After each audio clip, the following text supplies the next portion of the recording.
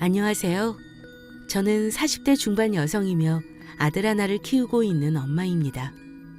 늦은 나이에 가진 아이라서 그런지 더욱 애틋하고 귀한 우리 아들. 눈에 넣어도 안 아픈 우리 아이를 보고 있으니 문득 전 남편이 생각나는군요. 그 사람과 헤어지고 나서 이렇게 귀한 아들을 얻게 되었으니 이혼은 신의 한 수가 아니었나 싶습니다. 그 당시에는 큰 충격과 상처로 힘들었지만 지금은 이렇게 곱씹어 볼 수 있는 여유가 생겼고 문득 그 시절이 생각나 이렇게 사연을 쓰게 되었습니다. 제 소중한 아들 자랑도 하고 싶고요. 저는 20대 초반에 전 남편을 만났어요. 그 시절 우리는 대학교 같은 과 CC였으며 컴퓨터 관련 학과를 재학 중이었습니다. 저는 컴퓨터 프로그램 개발 쪽에 큰 관심은 없었지만 비전이 좋다고 하여 진학하였어요. 그렇기에 전공 관련하여 재미있는 대학 생활은 아니었습니다. 그러나 남자친구는 개발 쪽으로 머리가 비상했어요. 졸업하기 전부터 교수님의 눈에 들어왔고 교수님의 추천으로 좋은 곳으로 취직 자리를 정해놓기도 했습니다. 남자친구는 대학 입학하자마자 군대를 다녀왔고 저보다 나이가 2살 많았기에 먼저 대학을 졸업하여 사회생활에 뛰어들었습니다. 그런 남자친구와는 달리 저는 프로그램 개발 관련하여 실력이 우수하지도 않았고 그저 그런 실력이다 보니 취직하기 쉽지 않았습니다. 남자친구 직장보다는 못하지만 어렵사리 겨우 취직한 곳에서 일을 배우며 자리를 잡게 되었어요. 그렇게 우리 둘은 바쁜 직장 생활을 보낸 지 1년이 흘렀습니다. 남자친구는 그 시간 동안 더욱 성장이 있더군요. 확실히 이쪽으로 능력이 있다 보니 나중에는 다니던 직장을 그만두고 따로 본인의 회사를 차려 승승장구하게 되었습니다. 동업하는 선배와 같이 뛰어들어 차린 첫 회사였지만 확실히 수입도 좋고 잘 나가는 남자친구를 보고 저는 대견하기도 하면서 부럽기도 했어요. 그런 저를 알기라도 하는지 대뜸 사업도 잘 되고 자리도 잡혀가고 있으니 슬슬 결혼하고 싶다고 하였습니다.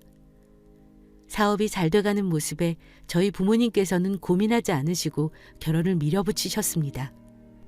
저도 결혼은 싫지는 않았기에 제 나이 25살에 결혼하게 되었고 남자친구는 그렇게 저의 남편이 되었습니다. 남편이 사업에 더 온전히 집중할 수 있도록 부랴부랴 결혼하고 신혼생활을 보내던 중 어느 날은 밥을 먹으며 제게 이러더군요.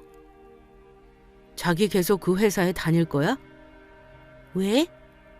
아니, 내가 하는 사업도 잘 되고 있고 앞으로도 전망이 좋으니까 우리 둘이 사는 건 내가 혼자 버는 걸로 충분할 것 같아서 그 회사 다니는 거 힘들어하기도 했고. 힘들기야 하지. 그래도 어떻게 나 혼자 쉬어. 자기는 고생인데. 나는 괜찮아. 쉬면서 집안일하고 서방 내조해주면 되지. 그리고 돈 버는 것보다 집안일이 더 힘들어. 우리 엄마 보니까 엄청나게 힘들어하시더라. 난 나가서 쉬운 돈 벌기로 할 테니까 자기는 집에서 편히 쉬면서 가정주부 해. 정말 그래도 돼? 그럼 나 진짜 그만둔다. 그래. 남편의 배려 섞인 말에 저는 감동을 하였고 이참에 정말 일을 정리하고 집안 살림을 하며 남편을 제대로 내조해보고 싶어졌습니다. 그런 결심이 서자마자 제 핸드폰이 울리더군요. 전화를 건 사람은 시어머님이셨습니다.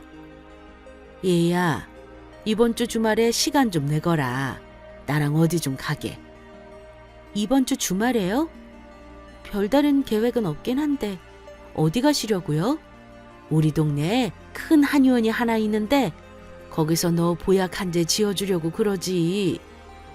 갑자기 보약이요? 감사한데 저 어디 아픈 것도 없고 튼튼해요.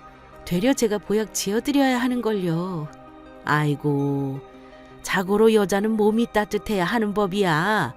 그래야 얼른 아기도 같지. 내가 저번에 보니까 손발도 차고 몸도 빼짝 말라서 못 쓰겠더라.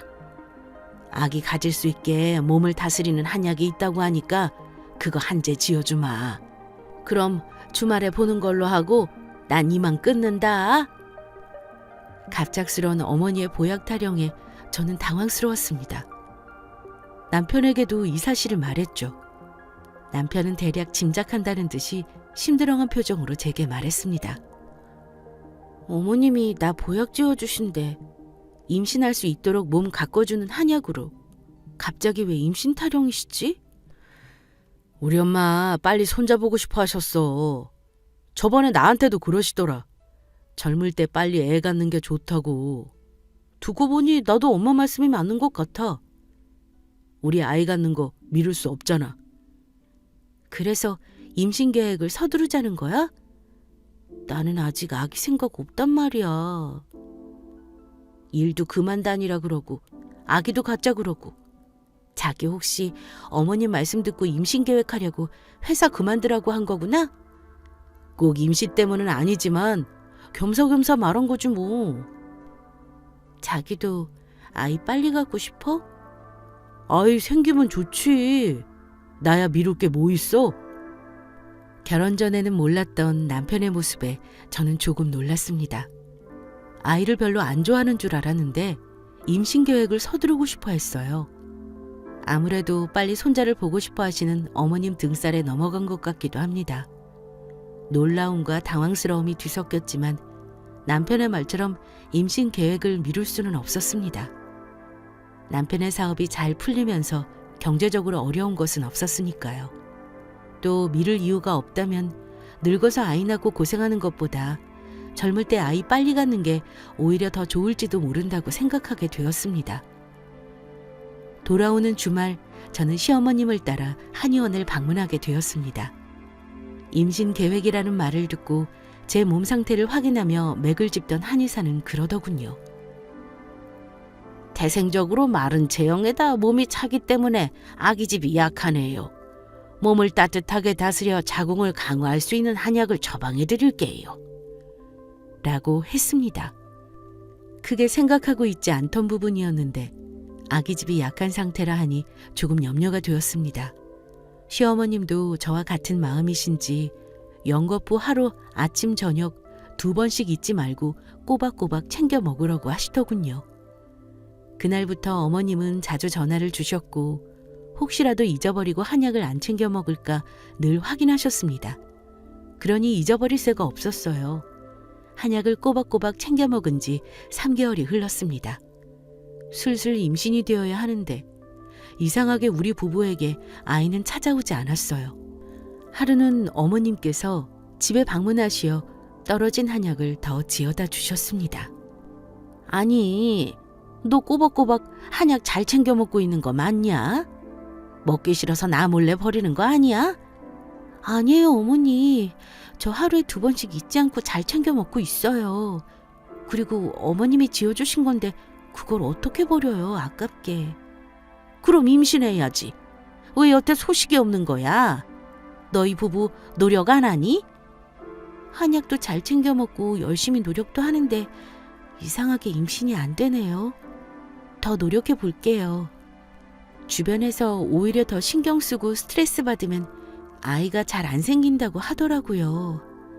그러니 너무 조급해하지 마시고 편하게 마음먹을 수 있게 기다려주세요.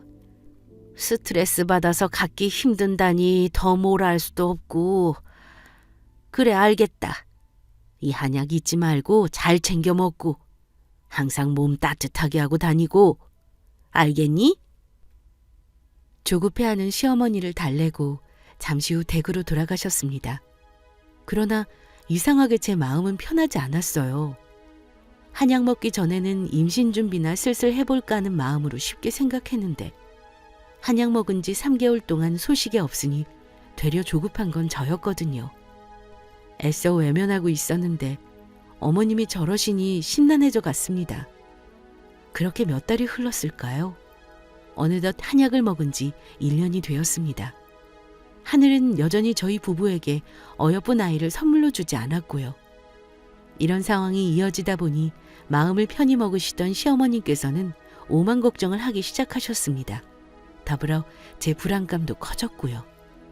젊은 나이라 조금만 관리하고 신경 쓰면 금방 가질 수 있을 거라 생각했는데 제 오만과 착각이라는 것을 점차 실감하게 되니 아이에 관한 생각은 더욱 간절해졌어요. 저는 그런 남편에게 진지하게 병원에 가야 할 것 같다고 이야기하였습니다. 아무래도 제 자궁이 약하다 보니 아이가 잘 생기지 않는 듯하여 병원에서 검사하고 도움을 받고자 했어요. 병원에서 검사하니 제 자궁이 약하기도 한데 정신적으로 스트레스를 받으면 될 일도 안 될 수 있으니 마음을 편히 먹는 게 중요하다고 하셨습니다. 그리고 시험관에 대해서도 고려해 볼 수도 있지만 아직 나이가 젊으니 시험관은 섣부르고 약물 치료와 더불어 몸과 마음을 편히 갖는 것으로 시작해보자 하셨습니다. 그렇게 병원도 꾸준히 다니고 아이를 갖기 위해 남편과 열심히 노력했습니다. 몸에 좋다는 것도 챙겨 먹고 건강을 위해 운동도 하고요.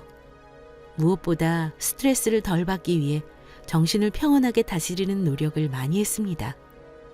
그게 어느덧 10년이 다 되어가네요. 간절한 마음을 몰라주는 하늘이 야속했습니다. 그 긴 시간 동안 우리 부부에게는 한 번도 임신 소식이 없었으니까요.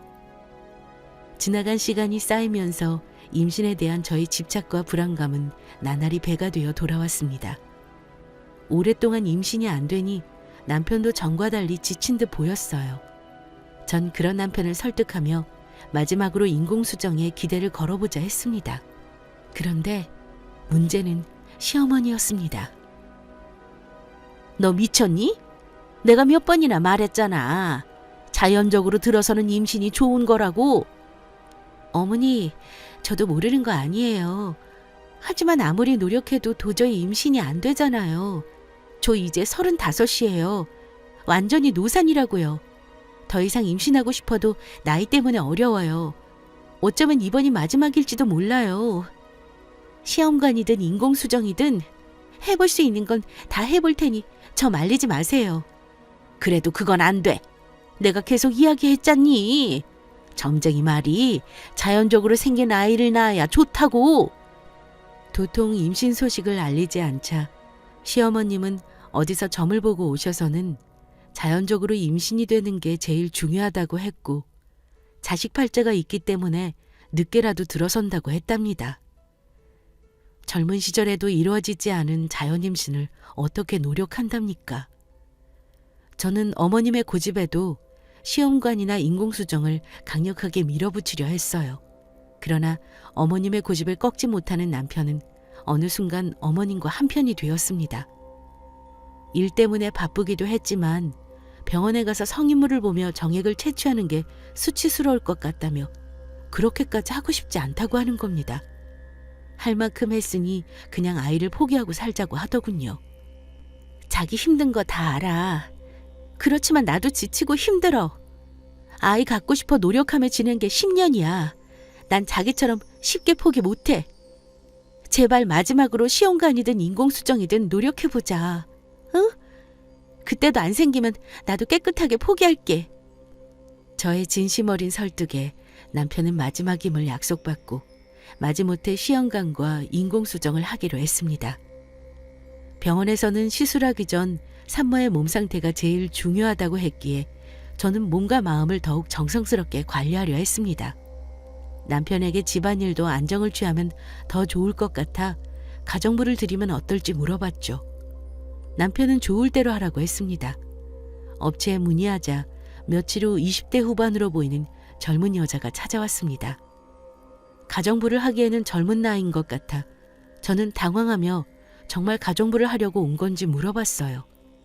나이 좀 있으신 분이 오실 줄 알았는데 가정부로 일하러 온 거 맞죠?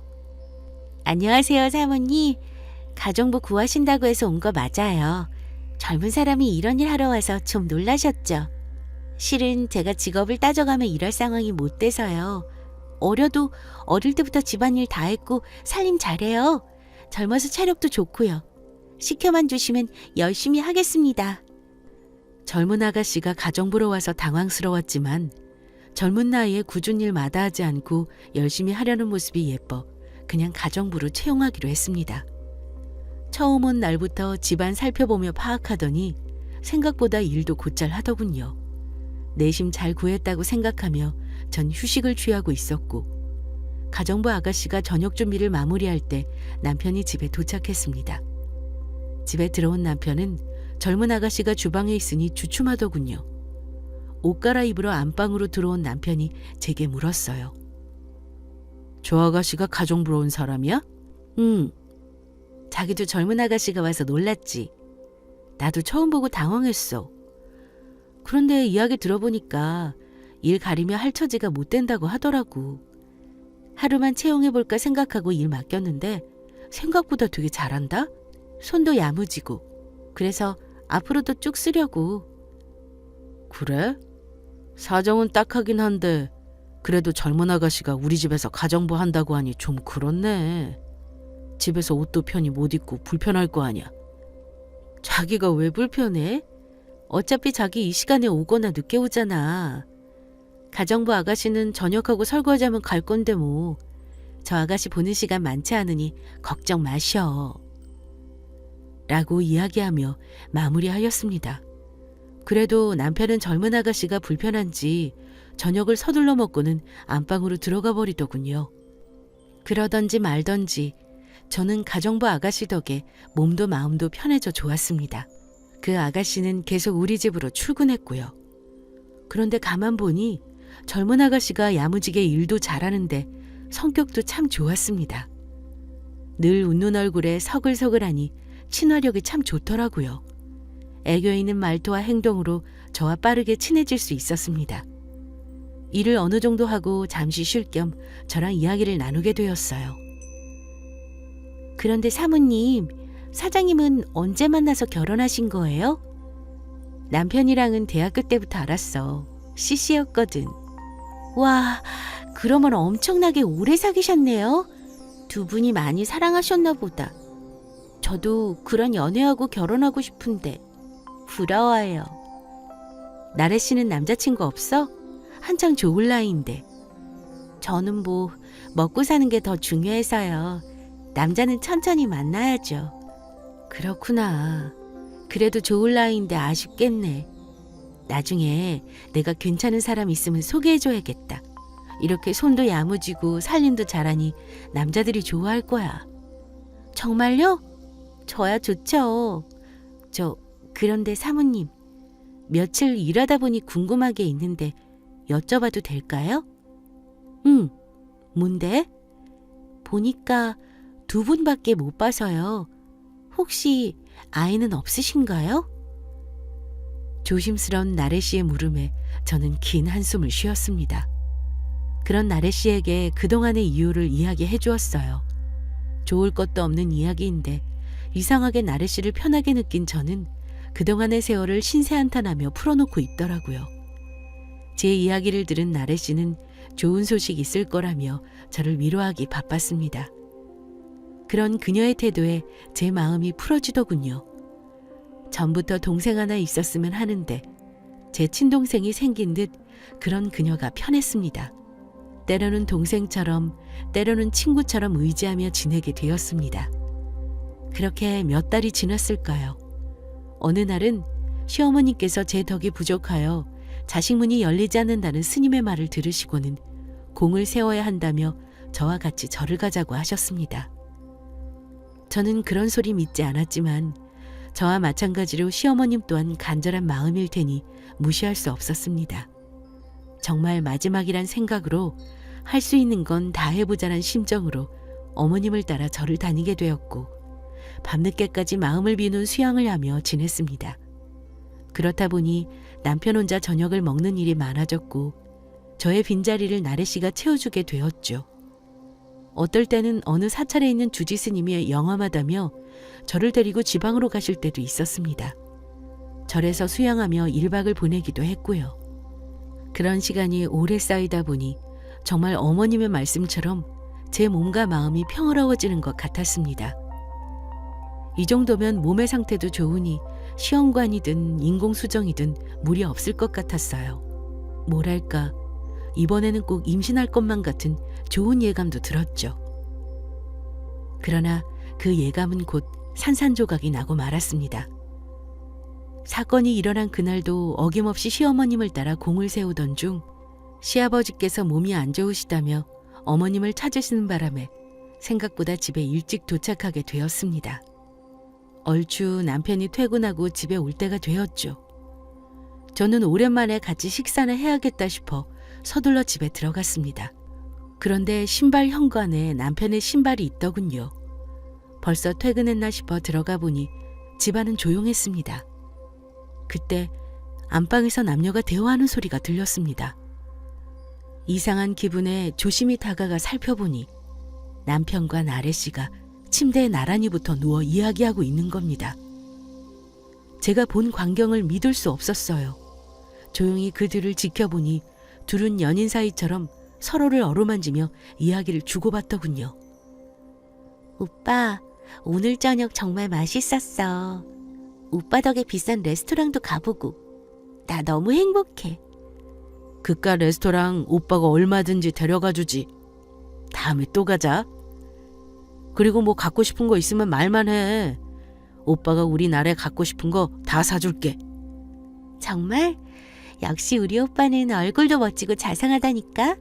정말 최고야. 오늘 그 사람 늦게 온다고 했으니까 편히 쉬자. 오빠가 데려다 줄게. 두 사람의 대화는 누가 봐도 연인 사이임이 분명했습니다. 저는 그토록 임신을 바라며 이렇게 열심히 노력하고 있는데 남편이란 사람은 어린 년이랑 붙어서 이러고 있다니요. 정말 세상이 원망스럽고 제 하늘은 무너져 내렸습니다. 저는 문을 벌컥 열고 들어가 두 사람을 향해 소리를 질렀죠. 저를 본 두 사람은 눈이 커지며 놀라 벌떡 일어났습니다. 너희 둘이 지금 뭐 하는 거야? 콜에 남자랍시고 바람 피우니? 왜? 젊은 년이랑 붙어 먹으니까 그렇게 좋아? 아내란 사람은 어떻게 하면 임신할까 이렇게 발버둥 치면서 사는데 남편이란 놈은 이게 뭐 하는 짓이냐고. 그동안 내가 늦게 오거나 집에 못 올 때마다 인연이랑 붙어 먹었니? 그리고 너 아주 앙큼한 애였구나. 어떻게 나한테 이럴 수 있어? 자기야, 다 오해야.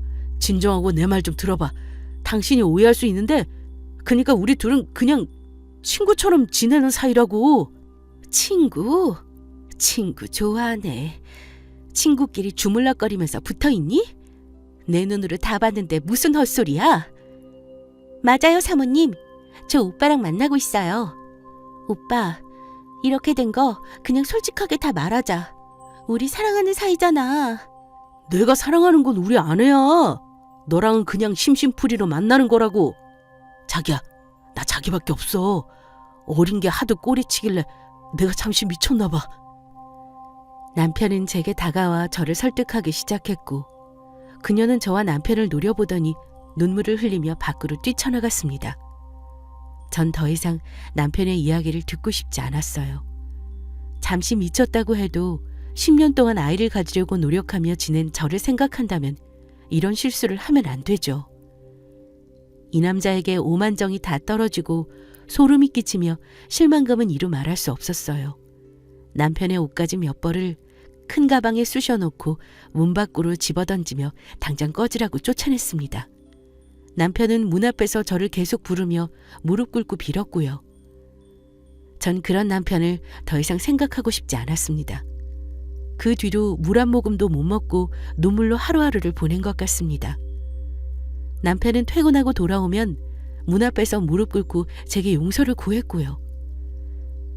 잠깐의 실수라고 한 번만 용서해달라고 했습니다.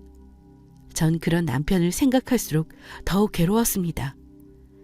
날 배신하고 바람 피운 그 남자를 아직 사랑하고 있었기 때문이었죠. 고통과 혼란 속에서 살얼음 같은 냉전을 유지하며 지냈습니다.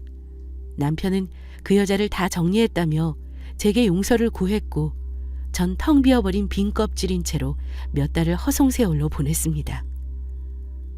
그러던 어느 날 잊고 있던 그년이 절 찾아왔습니다. 할 말이 있다며 꼭 전해야 한다고 저를 찾았어요. 침대에서 힘겹게 몸을 일으켜 저를 보고 서 있는 그년을 지나쳐 소파에 앉았습니다. 남편은 그년을 보고 여기 왜 왔냐고 안절부절 못하더군요. 그녀는 그런 남편을 무시하며 제게 다가와 사진 한 장을 건넸습니다. 그것은 제가 그토록 보고 싶어 했던 임신 초음파 사진이었습니다. 저 임신했어요. 제 뱃속에 오빠 아이가 있다고요. 청천벽력 같은 소리에 저는 아무런 말도 할 수 없었어요. 내 인생을 시궁창처럼 갈 때까지 갔구나 싶었습니다. 그년의 임신 소식에 남편을 힐끗 보니 당황해하며 떨리는 눈동자로 그년을 바라보고 있었습니다. 그런 남편을 보니 내가 사랑하는 사람의 모습이 참 희미해져 가더군요. 그제야 정신 차리고 보니 부른 배가 보였습니다. 알겠으니 오늘은 이만 돌아가 달라고 하였고 방으로 들어와 버렸어요. 아무리 사랑하는 사람이라도 이런 쓰레기 같은 상황을 마주해버렸으니 버티기 힘겨웠습니다. 며칠 동안 정신 나간 사람처럼 멍하니 앉아있거나 누워서 시체처럼 지내니 남편은 시어머님께 모든 사실을 다 말한 모양이었습니다. 시어머님께서 찾아오시더니 하실 말씀이 있으시다며 힘든 저를 거실로 부르셨어요. 이야기는 대강 들었다. 일이 이렇게 된 건 안타깝지만 어쩌겠니, 내 아들인걸. 그리고 말이 나와서 하는 말인데 우리 아들도 남자 아니겠니? 그 긴 시간 동안 너랑 살면서 우리 아들이 못나게 있었겠어? 떡두꺼비 같은 아들 하나를 낳아주길 했니? 뭐 했니? 그러니 한눈을 팔지. 난 솔직히 이렇게 임신이 안 돼서 우리 아들 어디가 문제가 있나 걱정했는데 이거 봐라. 한 번의 임신이 떡하니 되지 않았니? 그 보살이 늙음하게 손잡을 수 있을 거라고 했는데 이렇게 손잡은다는 걸 이야기해준 모양이다. 내가 너한테 손주 보려고 기다렸다가는 나 장례 치를 때까지 기다리겠어.